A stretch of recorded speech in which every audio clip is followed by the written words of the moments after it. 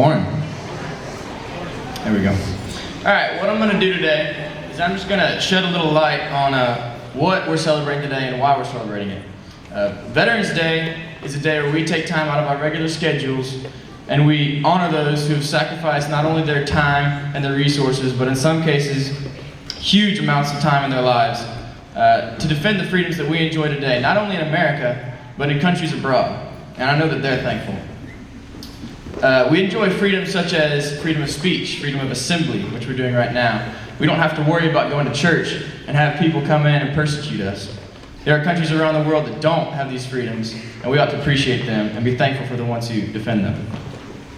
Now, we all know someone, whether it be closely related to us or just an acquaintance, that has or is currently serving in our nation's military.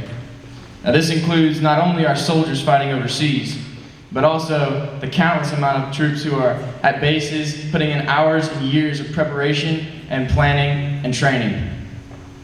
All this stuff behind the scenes is equally important. Also, we have many veterans who are no longer in the service. They're now civilians, and a lot of them are standing among us today. We are thankful for what they have contributed to our nation in the past, and they are still contributing to the civilian world today.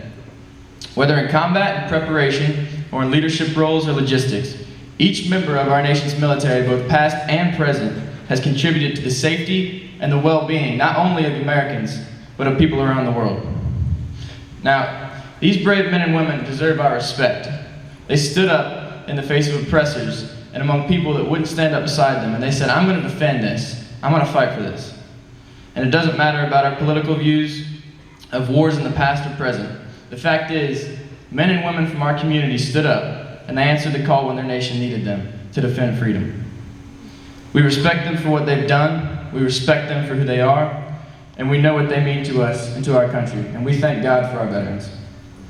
One of the things, among other things, that makes America so great is that her people have a will to serve.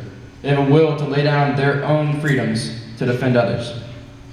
And when you think about veterans that you know, they all come from different backgrounds. We have veterans from big cities, from farm towns, north, south, east, and west. The one thread that runs between them all is the will to serve and their courage. Now, these members possess qualities, both veterans and current servers alike. These qualities include loyalty, respect, control, courage, servanthood, honesty, and integrity, among many others. Now, these benefit them also in their civilian lives, as they're no longer in the military, because they still possess these qualities and provide great role models for us to look up to. So as you enjoy your day-to-day, even if it's just once, just think, while you're going through school, what people are doing for you right now, and what people have done in the past. There's a bumper sticker that says, if you enjoy freedom, thank a veteran. And I couldn't phrase it better, because there's two causes that our freedom comes from, and that's God's providence and our veterans.